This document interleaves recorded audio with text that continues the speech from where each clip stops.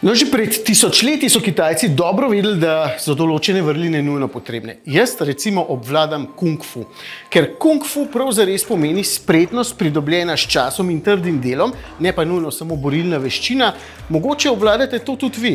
Kaj ste, morda trenirate kung fu v obliki ležanja na kavču že desetletja in to res obvladate. Če pa vsem govorimo o borilni veščini, sem prepričan, da ste za kung fu slišali že vsi. Bruce Lee je bil eden od prvih mojstrov, no jaz pa precej dobro poznam tudi Wing Chun, ki je v bistvu eden od stilov kung fuja. To pa zato, ker sem pogledal vse filme Ip Man, v katerih je igral Donnie Yen, tudi jaz to res obvladam. Drugač boš ti še dolg, ko pride zdajle skupina na trening. No, Andraž je mojster, to so bile njegove roke, ne moje. A niso mi dva rekli, da ti priješ pol šele not, ko jaz njih. Ja, lej, volan je tvoja oddaja, tako da vzemite avto čaka. Dobar, uspešno trenirajte. Se vidva. Hvala, živijo.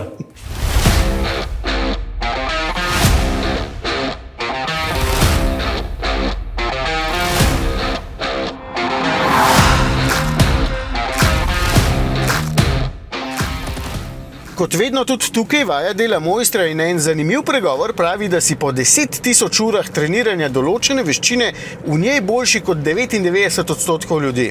Znamka Ford obstaja že četrt stoletja in to ni eden njihovih prvih avtomobilov, z njimi imajo dejansko veliko izkušenj in lansko leto je bil med vsemi kitajskimi avtomobili pri nas najbolje prodajan ravno bencinski brat tega mojega električnega T5 Friday. Ampak to sem povedal že zadnjič in tudi vse o bateriji, avto pa naredi kup ostalih stvari.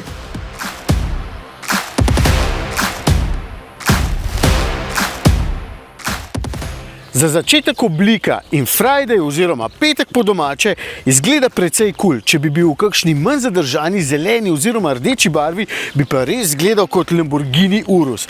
No, sicer je pa tole 4,6 metra dolžine zlahka družinski avtomobil, prtljažnik ima skoraj 500 litrov in tudi dovolj prostora je na zadnji klopi za odrasle, pravzaprav se tam precej dobro sedi.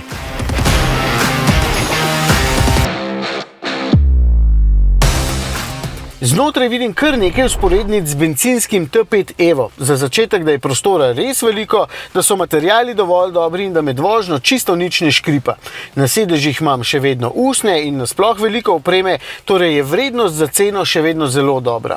Vmesnik in zaslon se mi zdita dovolj dobra, radio ima DAB, če slučajno koga to zanima, na voljo imam tudi vse asistenčne sisteme in moj sedež v bistvu ima ogrevanje in ventilacijo, pa še masažo.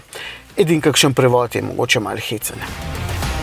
Če pri kung fuju tehnika tista, ki zagotavlja uspeh in dober rezultat, tukaj ni pravzaprav čisto nič drugače. Evo dam dva primera, ki sta dober znak za dobre vozne lastnosti in tudi dober znak, da niso posebej varčevali.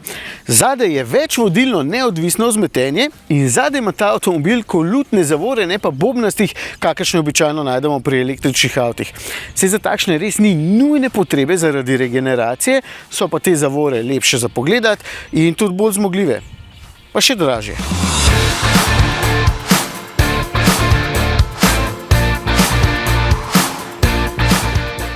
Električna vozila so težja od klasičnih, jasno, ker svoj davek odtegne težka baterija.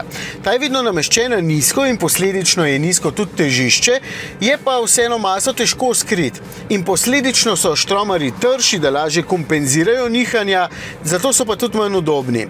Tukaj se mi zdi podvozje precej dobro usklajeno, avto ni preveč okoren, niti ni pretrd, zadnje vzmetenje zelo lepo pobira neravnine in za ta segment električnih avtov je v bistvu precej suveren. Seveda električna različica ni za vsakogar, smo že zadnjič ugotovili, da morate imeti najprej poštimano polnjenje, je pa vožnja marsikdaj bolj prijetna kot pri bencinskem avtu, ker tukaj ni menjalnika in posledično ni cukanja, ki ga ta povzroča med samim prestavljanjem. Pa še navor je na voljo v hipu in tudi zato je vožnja lahkotnejša.